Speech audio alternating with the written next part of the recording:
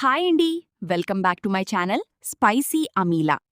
జోష్న ముక్కుకు తాడు వేయనున్న సూరజ్. షాక్లో జోష్న. మరి ఇదంతా ఎలా జరగబోతోంది? అసలేం జరిగింది? తెలుసుకోవాలనుకుంటే వీడియోనైతే చివరి వరకు మిస్ కాకుండా చూసేయండి.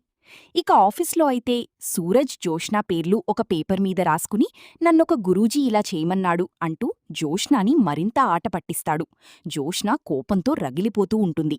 అసలు ఏంట్రా నువ్వు, నాకెందుకురా ఇంత టార్చర్ పెడుతున్నావు అని జోష్న అంటూ ఉంటుంది.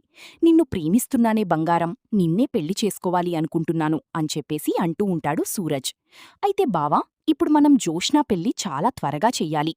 అలా అని మంచి సంబంధం చూడకుండా ఉండకూడదు. మంచి సంబంధం చూసి పెళ్లి చేయాలి. అవునవును, నేనే అదే ఆలోచిస్తున్నాను. త్వరలో ఈ చిన్న మరుదులు గారికి బ్యాండ్ బాజా మోగించాల్సిందే అని చెప్పేసి కార్తీక్ అయితే అంటూ ఉంటాడు. ఏమో ఎవరో ఈ మహాతల్లిని భారించేవాడో అని చెప్పేసి ఇక దీప్ అంటూ ఉంటుంది. అలా జోష్నా పెళ్లి గురించి వాళ్ళు మాట్లాడుకుంటూ ఉంటారు.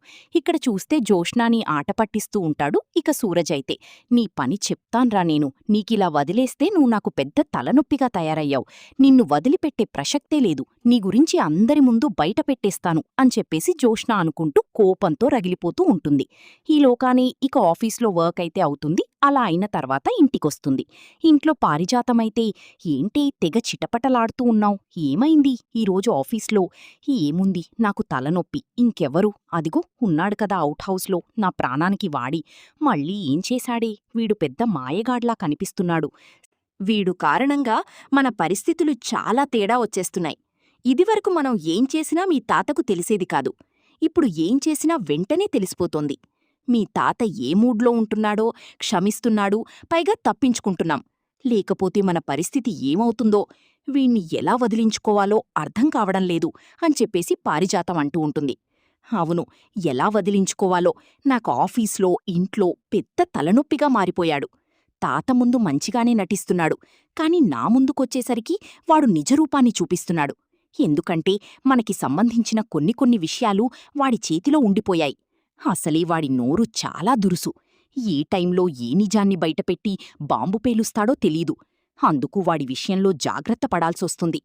ఒసేయ్, నువ్వెందుకే భయపడతావు? నీకు సంబంధించిన ఏ నిజాలు వాడు నీ దగ్గరున్నా నువ్వేం చెయ్యలేవే. వాడికి సంబంధించిన నీ విషయంలో వాడు నిన్ను ఇబ్బంది పడుతున్నా ఏవైనా సాక్ష్యాలున్నాయా? ఆ సాక్ష్యాలుంటే మీ తాత ముందు బయట పెట్టేశావనుకో, మీ తాత బయటకి గెంటేస్తాడు వాణ్ణి.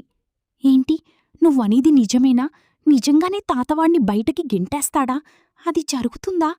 నిజమేనే పిచ్చిదానా, ఎందుకంటే మీ తాత ఖచ్చితంగా వాణ్ణి బయటకి గెంటేస్తాడు. ఇక నీ విషయంలో వాడు కనుక తప్పుగా ప్రవర్తిస్తున్నాడని తెలిస్తే ఎవరు ఊరుకుంటారు? ఏ కుటుంబంలో వాళ్ళు క్షమిస్తారు? మన ఆడపిల్ల విషయంలో ఇంకొకరు ఇలా ప్రవర్తిస్తున్నారు, పైగా వాడు సూరజే అని తెలిస్తే సూరజ్ మీద ఇప్పటి వరకు ఉన్న మంచి అభిప్రాయం మొత్తం పోతుంది. అప్పుడు ఇంకేమవుతుంది? అసలే నువ్వంటే మీ తాతకు బోల్డంత ఇష్టం. మీ అమ్మ మీ తాత ఇక వాడిని వెంటనే చెంపను పగలగొట్టి బయటికి తోహేస్తారు. అప్పుడు నీకు ఆఫీస్లో అలాగే ఇంట్లో ఈ తలనొప్పి పోతుంది, మనకు కూడా ఈ సమస్యలన్నీ పోతాయి అని చెప్పేసి పారిజాతం అయితే అంటూ ఉంటుంది.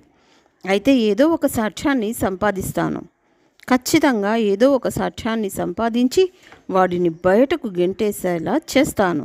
తాత నోటి వెంట తాతే వాడు బయటకెళ్ళిపోవాలి అని చెప్పేలా చేస్తాను.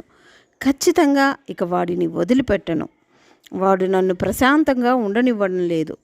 వాడి కారణంగానే పెళ్ళి అనే ప్రస్తావన కూడా వచ్చింది. ఇప్పుడు నేను పెళ్లి చేసుకుని వెళ్ళిపోతే అందరూ ప్రశాంతంగా ఉండాలి అని అనుకుంటున్నారు. అదెలా జరగనిస్తుంది ఈ జోష్న?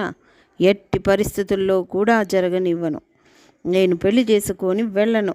నేను అనుకున్నది సాధించేంత వరకు వెళ్ళే ప్రసక్తే లేదు అని చెప్పేసి జోష్న అయితే అనుకుంటూ, ఒరేయ్, నీ దగ్గర ఉన్న సాక్ష్యాలన్నింటినీ బయటికి తీసుకొస్తానురా.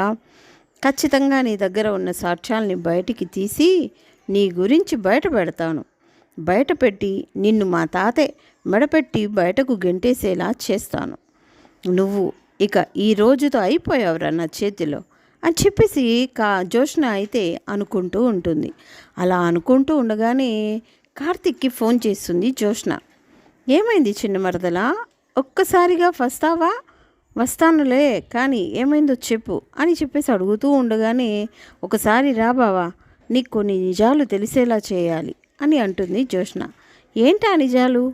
మళ్ళీ ఏం ఫిట్టింగ్ పెడుతున్నావు ఏంటి అని చెప్పి అంటూ ఉండగానే, లేదు, ఒకసారి వస్తే కదా నీకు ఏ నిజాలన్నీ తెలుస్తాయి, అందుకు అంతగా ఆతృత పడుతున్నావు, ఒక్కసారి రా బావా అని చెప్పేసి అంటూ ఉంటుంది. ఇక జ్యోష్న అయితే, ఏంటి బావా, ఎందుకు అది ఫోన్ చేస్తుంది, ఏమైందంట దానికి అని చెప్పేసి దీప అడుగుతూ ఉండగా, ఏమో నాకు కూడా తెలియదు, ఏమైందో ఒకసారి రా అంటూ ఫోన్ చేస్తుంది.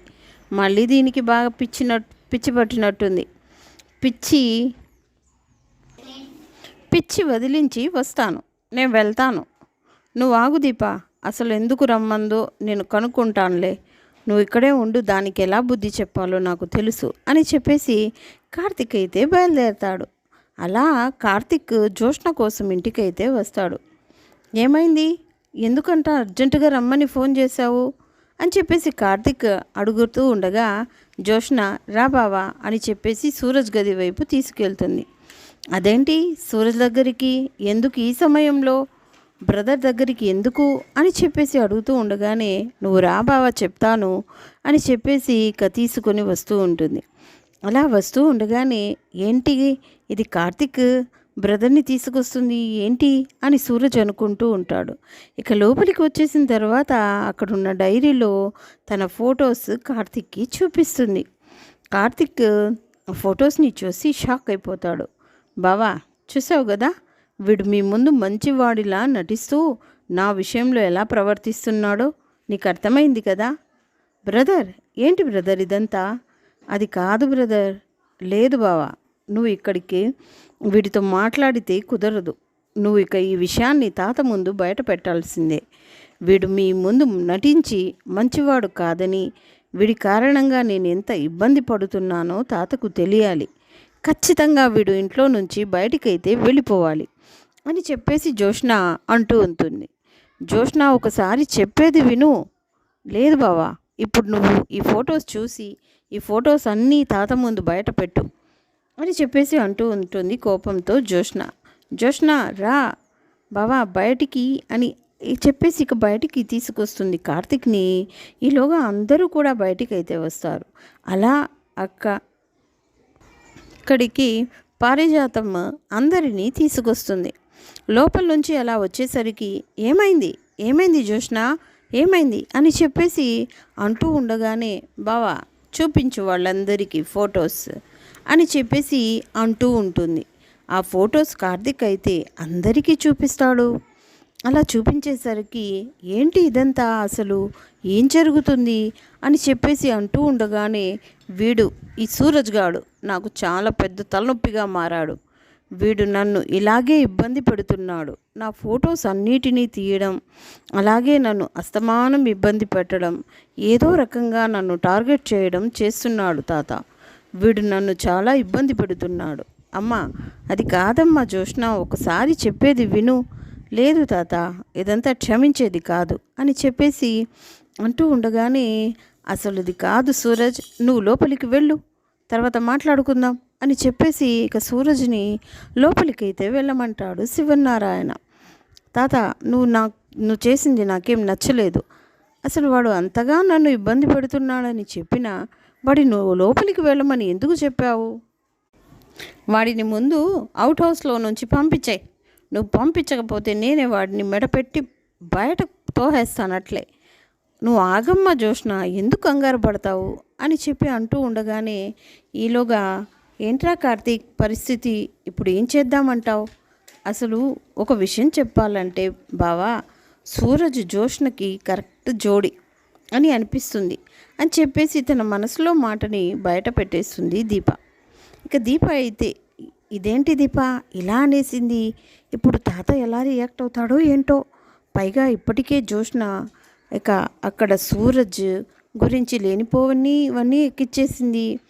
సూరజ్ ఏదేదో చేస్తున్నాడని సూరజ్ విషయంలో ఇక తనకి ఇష్టం లేనట్టుగానే సూరజ్ మీద అమితమైన కోపాన్ని చూపిస్తూ ఇంట్లో నుంచి బయటికి గెంటేయమంది. ఇప్పుడు తాత ఏం మాట్లాడతాడు అని చెప్పేసి అనుకుంటూ కంగారు పడుతూ ఉంటాడు. ఏమ్మా సుమిత్ర, దీప దీప ఏమందో విన్నావు కదా, నీ అభిప్రాయం ఏమిటమ్మా అని చెప్పేసి చాలా కూల్గా అడుగుతాడు ఇక అక్కడ శివనారాయణ అయితే. ఈలోగా అడిగేసరికి ఒక్కసారిగా షాక్ అయిపోతారు కార్తిక్, దీప. ఇద్దరూ కూడా అలా చూస్తూ ఉండిపోతారు. తాత ఇంత కూల్గా అడగటం ఏమిటి అని చెప్పేసి అనుకుంటూ ఉండగానే దీప చెప్పింది బాగుంది మావయ్య గారు, సూరజ్ చాలా మంచివాడు. సూరజ్కి మన జోష్నకిచ్చి పెళ్లి చేస్తే మన జోష్న కూడా చాలా సంతోషంగా ఉంటుంది. జోష్నకి పెళ్లి కావాలని మనం ఎదురు చూస్తున్నాం, ఎక్కడెక్కడో సంబంధాలు చూస్తున్నాం. అదేదో మన కళ్ళ ముందు ఉన్న పిల్లోడిని మనం జోష్నకిచ్చి పెళ్లి చేస్తే ఎలాగో ఇక సూరజ్కి ఎవరూ లేరు కాబట్టి ఇక్కడే ఉంటాడు. మన కంపెనీని మన బాధ్యతల్ని స్వీకరించి తను ఇక మన ఇంట్లో మనిషిగా ఉండిపోతాడు. మనకిక ఎలాంటి బాధ ఉండదు. జోష్న ఎక్కడికి వెళ్ళవలసిన అవసరం కూడా లేదు కదా.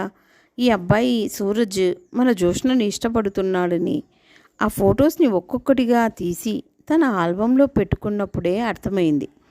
ఇంతగా ఇష్టపడే మనిషిని జోష్నకిచ్చి పెళ్లి చేయడంలో తప్పులేదు మావయ్య గారు. అసలే మన జోష్న తిక్కది.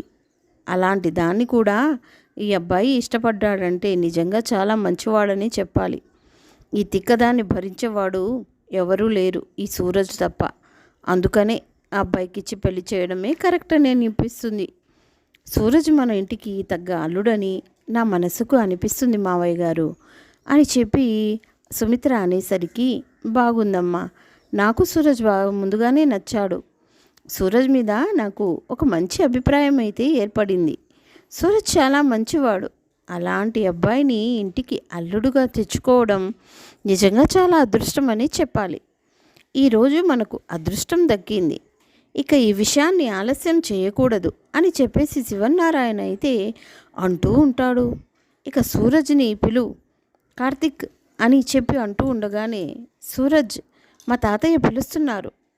ఏంటి బ్రదర్, ఏదైనా సమస్య ఏంటి? నన్ను ఇంట్లో నుంచి పెద్ద ఆయన వెళ్ళిపోమంటున్నారా అని కంగారుగా అడుగుతాడు సూరజ్.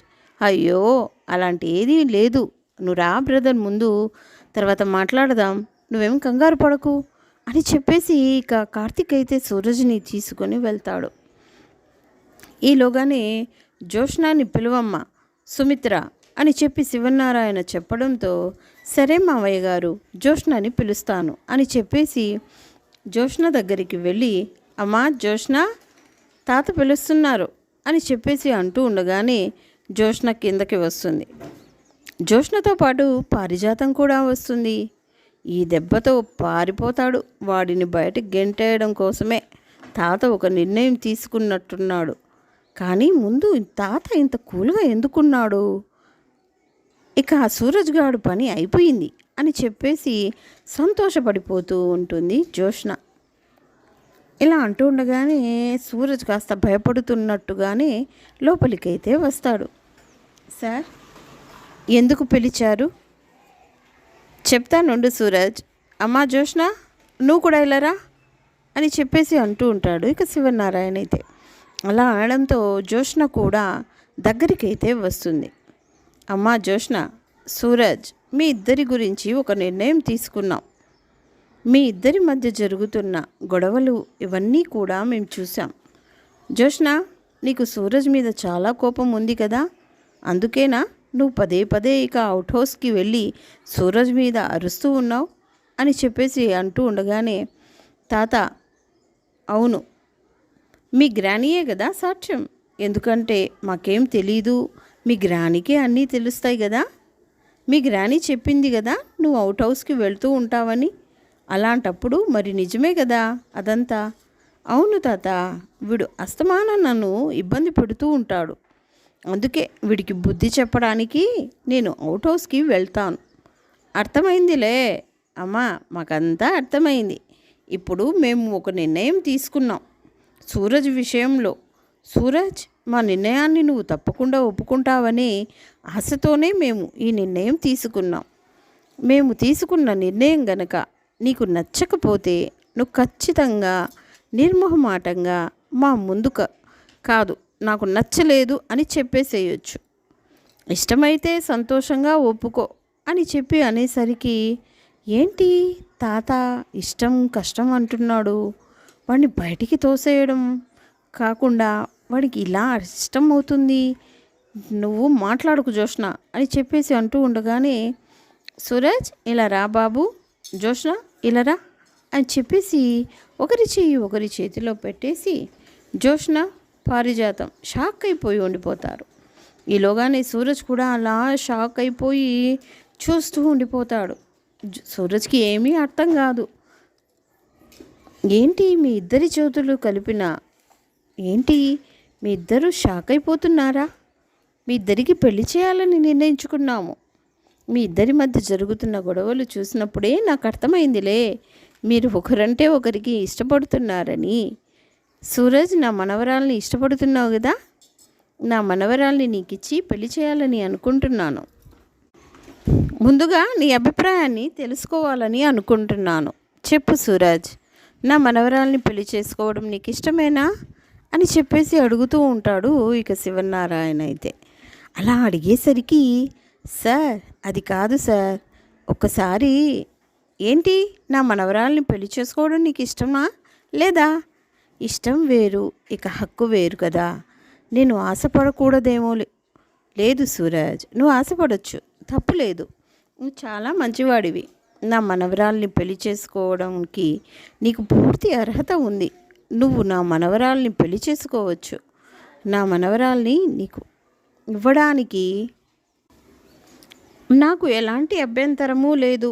నీ మనసులో ఏముందో చెప్పు అని చెప్పి అనేసరికి, మీరు నిజంగా నన్ను మీ మనవరాళ్ళ భర్తగా చూస్తున్నారంటే అంతకన్నా ఆనందం నాకేమీ లేదు. కాకపోతే మీ మనవరాళ్ళ మనసులో ఏముందో ఒకసారి అడిగి తెలుసుకోండి. లేదు సూరజ్, తన మనసులో నువ్వు ఉన్నావని మాకు అర్థమైంది.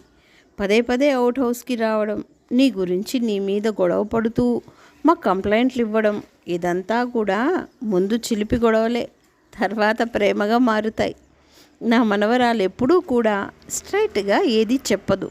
మేమే అన్నీ తెలుసుకొని చేయాలి. తన మనసులో ఏముందో మాకు తెలుసు. ఇక తన అభిప్రాయంతో మాకు అవసరం లేదు. తనకి ఎలాగో పెళ్ళి చేయాలి అనుకుంటున్నాం. తనని ఇష్టపడి తన అల్లరిని తన ఆవేశాన్ని భరించగలనని నువ్వు అనుకుంటున్నావు. కాబట్టి నీకు నా మనవరాలికి పెళ్లి చేయాలనుకుంటున్నాను. జోష్న, మీ ఇద్దరికీ ఇక పెళ్లి చేయాలని నిర్ణయించుకున్నాం. ఈ నిర్ణయంలో ఎలాంటి మార్పు లేదు. మీ ఇద్దరి మధ్య ఉన్న ప్రేమ మాకు తెలిసిపోయిందిలే. ఇంకా మీ ఇద్దరు చాటుగా కలుసుకోవనవసరం లేదు. హ్యాపీగా మా ముందే మాట్లాడుకోవచ్చు. మా ఇంటికి ఒక మంచి అల్లుడిని ఇచ్చావు జోష్న, నిజంగా చాలా సంతోషంగా ఉంది ఈరోజు. తెలుసా, ఈ తాతయ్య గుండెకు ఎంత హాయిగా ఉందో అని చెప్పేసి ఇక అంటూ ఉంటాడు అలా శివనారాయణ. ఒక్కసారిగా జోష్నకి పారిజాతానికైతే చాలా పెద్ద షాక్ ఎదురైపోతుంది. సూరజ్ అడ్డు తొలగిపోతుందని, సూరజ్ దగ్గర ఏమన్నా ప్రూఫ్స్ ఉంటే బయట పెట్టమని పారిజాతం సలహా ఇస్తుంది. సూరజ్ని బయట గెంటేస్తారు, ఇలా సాక్ష్యాలన్నీ బయటపడేశాను కాబట్టి ఇక సూరజ్ విషయంలో నాకు ఎలాంటి సమస్య లేదని చెప్పేసి అనుకుంటూ హ్యాపీగా ఫీల్ అవుతూ ఉన్న జోష్నకి, జోష్న సూరజ్ల పెళ్ళి అంటూ శివనారాయణ ఇచ్చిన పెద్ద షాక్తో ఏం మాట్లాడాలో కూడా అర్థం కాక గ్రాని వైపు కోపంగా చూస్తూ ఉండిపోతుంది ఇక జోష్న. అయితే ఇది నేను ఊహించలేదే, మీ తాత నీ విషయంలో వాడు తప్పుగా ప్రవర్తిస్తున్నాడు అంటే ఖచ్చితంగా బయటికి గెంటేస్తాడని అనుకున్నాను. కానీ ఈ సూరజ్ ఇంత మాయలోడేంటి బాబు, చివరకు మీ తాత నోటి వెంట నిన్ను సూరజ్కి ఇచ్చి పెళ్లి చేస్తానని చెప్పించాడు అంటే వీడు మామూలోడు కాదు. ఇక మనం ఏం చేయలేం, ఈ పెళ్ళి అయిపోవాల్సిందే. నీ పెళ్లి చేయాలని అందరూ చాలా గట్టిగా సంకల్పించుకున్నారు. ఈ సూరజ్ని అందరూ ఇంటి అల్లుడుగా ఫిక్స్ చేసేశారు. ఇక మనం ఏం చేయలేము, మన చెయ్యి దాటిపోయిందే అని చెప్పేసి అంటూ ఇక పారిజాతం అయితే షాక్ అయిపోతూ ఉంటుంది. ఇంకా అలాగే జోష్న కూడా చాలా పెద్దగా షాక్ అయిపోతూ ఉంటుంది. ఏం చిన్న మరదలా, ఈ విషయాన్ని బయటపెట్టింది నేనే కదా, అదే నన్ను పిలిచి నువ్వు ఇదంతా చూపించడం వల్లే ఈరోజు ఇంత మంచి జరిగింది చిన్న మరదలు, ఏదైనా నాతోనే చెప్పుకుంటుంది అనుకోవడానికి ఇదే నిదర్శనం. నిజంగా చాలా మంచివాడిని ఎంచుకున్నావు చిన్న మరదలు. నీ జీవితం చాలా బాగుండాలి. సూరజ్ చాలా మంచివాడు, నిన్ను అర్థం చేసుకున్నాడు, నిన్ను అమితంగా ప్రేమిస్తున్నాడు. ముఖ్యంగా నిన్ను భరించగలిగిన వాడే బాబు ఈ సూరజ్. కాబట్టి నువ్వు సంతోషంగా వాడితో ఉండగలవు. చిన్న మరదలా, హ్యాపీ మ్యారీడ్ లైఫ్ అని చెప్పి అంటూ ఉంటాడు. ఇక కార్తీక్ అయితే ఇలా ఆట పట్టిస్తూ ఉండగా చూసారా, ఒక మంచి సంబంధం కుదిరింది. ఇక జోష్నకి పెళ్లి చేయడమే ఆలస్యం. తాతయ్య ఇక త్వరలోనే ముహూర్తాలు పెట్టించండి అని చెప్పేసి అంటూ ఉంటుంది ఇక దీప. ముందు నువ్వు వీళ్ళ గురించి మాట్లాడడం కారణంగానే మా మనసులో కూడా అభిప్రాయం వచ్చింది. చాలా సంతోషంగా ఉందమ్మా. ఈరోజు ఇక త్వరలోనే జోష్నను పెళ్లి చేసి దక్షిణామూర్తికి అలాగే మాలినికి బుద్ధి చెప్పాలి. వీళ్ళందరికీ త్వరలోనే పెళ్లి పంతులు గారిని పిలిపించి ముహూర్తాలు పెట్టిస్తాను. ఏమ్మా జోష్న అని చెప్పి అనేసరికి ఇష్టం లేదు, అలాగని లేదు అని చెప్పలేను. ఏం చేయలేక కోపంతో రగిలిపోతూ ఇక సూరజ్ వైపు కోపంగా చూస్తూ ఉంటుంది జోష్న అయితే. ఏంటి బంగారం, చూసావా ఎలాంటి షాక్ ఎదురైందో? నాకు తెలుసు, ఈ ఫొటోస్ నీకు చూపించినప్పుడే నువ్వు నా గురించి మీ వాళ్ళ ముందు బయట పెడతావని తెలుసు. ఆ తర్వాత జరిగే పరిస్థితులు ఇవే అని కూడా నాకు తెలుసు బంగారం. చాలా థ్యాంక్స్ బంగారం. నాకు ఎలాంటి శ్రమ లేకుండా నీ అంతట నువ్వే ఈ విషయాలన్నీ బయటపెట్టి నువ్వే నన్ను పెళ్లి చేసుకునే పరిస్థితిని క్రియేట్ చేసుకున్నావు. ఇంకా మన పెళ్లి బాజాలు మోగనున్నాయి. నువ్వు వద్దన్నా ఏం చేసినా తాతయ్య నిర్ణయంలో మార్పు ఉండదు. నీకు తెలుసు కదా, త్వరలో మన పెళ్ళి హ్యాపీగా ఉందా అని చెప్పేసి అంటూ ఉంటాడు ఇక సూరజ్ అయితే. ఇక వీళ్ళందరి మాటలు, వీళ్ళందరి మొహాలు సంతోషాలుగా, కానీ జోష్న పారిజాతానికి మాత్రం పెద్ద షాక్ అయితే ఎదురవుతుంది. ఇక అలా వాళ్ళు చూస్తూ ఉండిపోతారు. ఏం జోష్న, ఏం మాట్లాడడం లేదేంటమ్మా, సిగ్గుపడుతున్నావా అని చెప్పి అంటూ ఉంటుంది ఇక సుమిత్ర అయితే. ఇక జోష్న ఏం మాట్లాడలేక, కోపాన్ని బయట పెట్టలేక అలా మౌనంగా ఉండిపోతుంది. అలా ఊహించని షాక్ అయితే ఎదురవబోతుంది. సూరజ్ గదిలో ఉన్న సాక్ష్యాలన్నీ బయట పెట్టేయంతో జోష్నకి మరి ఖచ్చితంగా రాబోయే కథలో ఇలాగే అయితే షాక్ ఎదురవబోతుంది. ఇలాగే అయితే కథ జరగబోతుంది. ఇలాగే జరగాలి అని మీరు కోరుకుంటున్నారా? అయితే వీడియోని తప్పకుండా లైక్ చేసేయండి. మీరు ఇచ్చే ఒక్క లైక్ సపోర్ట్గాను మరి ఎంకరేజ్మెంట్గాను ఉంటుంది.